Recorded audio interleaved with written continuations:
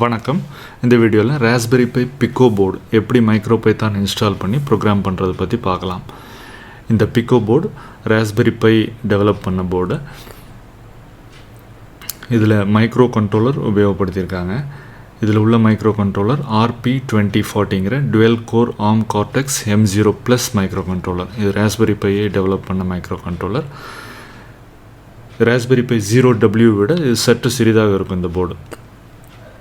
Raspberry by B+B மற்ற board எல்லாமே single board computer.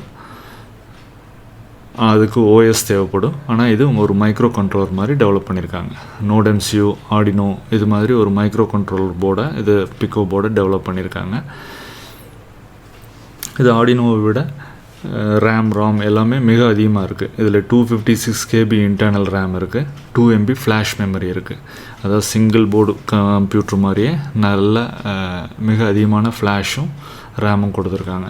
இதில் நிறைய GPU பின்ஸ் இருக்குது. அனலாக் பின்ஸும் நோட் MCU விட ஜாஸ்தியாகவே இருக்குது. நோட் MCUவில் ஒரே ஒரு அனலாக் பின் தான், இதில் 3 அனலாக் பின் இருக்குது. இந்த ராஸ்பெரி பை பிக்கோ போர்டில் மொத்தம் 30 GPU பின். இந்த RP2040ங்கிற மைக்ரோ கண்ட்ரோலருக்கு 30 GPU பின்னும் 4 அனலாக் இன்புட் இருக்குது. ஆனால் இந்த போர்டில் ஒன்லி 26 GPU பின்னும் 3 ADC பின்னும் தான் யூசருக்கு கொடுத்துருக்காங்க.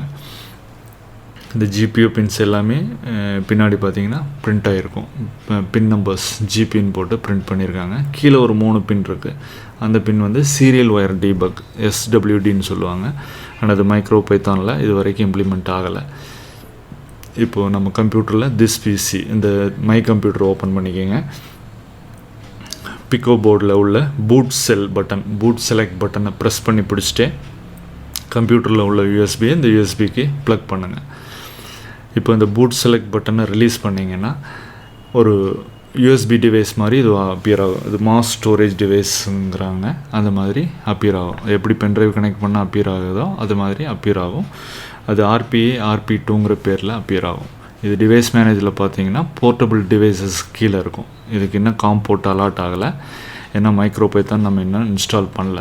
இது இன்ஸ்டால் பண்ணுறதுக்கு இந்த RP2வை ஓப்பன் பண்ணுங்கள். அதில் ஒரு லிங்க் இருக்கும், HTML லிங்க். அதை டபுள் கிளிக் பண்ணிங்கன்னா அஃபிஷியல் ராஸ்பெரி பை பிக்கோ வெப்சைட்டுக்கு போகும். இந்த வெப்சைட்டில் நல்ல டாக்குமெண்ட் கொடுத்துருக்காங்க.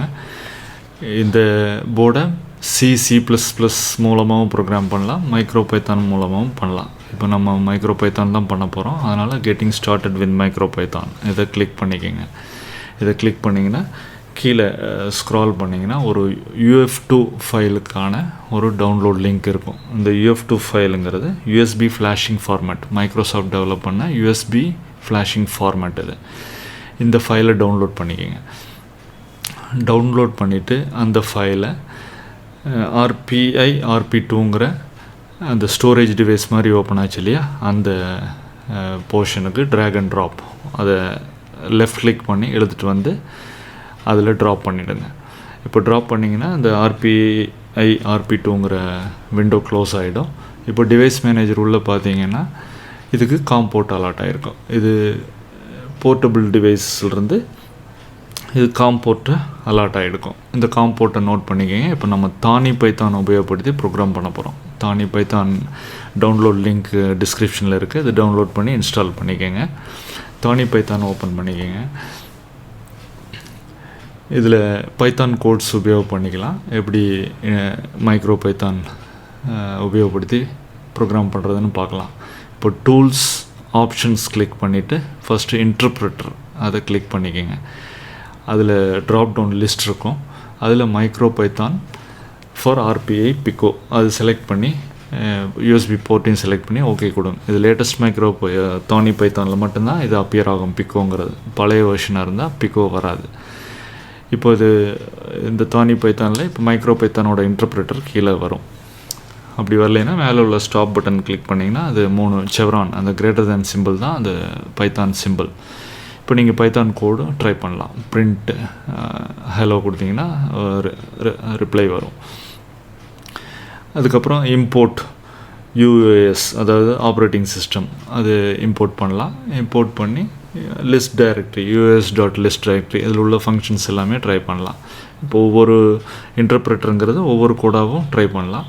இப்போ நம்ம டோட்டலாக கோடு ட்ரை பண்ணுறதுக்கு மேலே உள்ள எம்டி போர்ஷனில் நம்ம கோடு டெவலப் பண்ணலாம். ஃபஸ்ட்டு பின் கிளாஸ் இம்போர்ட் பண்ணிக்கலாம் மெஷின் கோடில் இருந்து. ஃப்ரம் மெஷின் இம்போர்ட் பின். அடுத்தது ஃப்ரம் டைம், இதில் மைக்ரோபைத்தானில் யூ டைம்னு சொல்லுவாங்க. From you time import sleep. இது வந்து ஒரு டைம் டிலே, எல்இடி பிளிங்கிங் நம்ம ப்ரோக்ராம் ட்ரை பண்ண போகிறோம், அதனால் ஒரு டைம் டிலே வேணும். இப்போ எல்இடிங்கிற ஒரு ஆப்ஜெக்ட் க்ரியேட் பண்ணிக்கலாம். அதுக்கு பின் டிஃபைன் பண்ணோம். அது இன்டர்னல் எல்இடி வந்து 25ல் இருக்குது, பில்டின் எல்இடி. அதை வந்து அவுட்புட்டாக டிக்ளேர் பண்ணிக்கலாம். இப்போது ஒயில் லூப் ஸ்டார்ட் பண்ணுறோம். While true colon. இது பைத்தானில் எல்லாமே இண்டென்டேஷன் தான், அதாவது ஒரு டேப் மாதிரி இண்டென்டேஷன், பிரேசஸ் கிடையாது, இண்டென்டேஷன் தான் இதுக்கு பிரேசஸ். அதனால் இந்த இண்டென்டேஷன் ரொம்ப முக்கியம். இதில் இப்போ LED.value வந்து டாகிள் பண்ணுறோம்.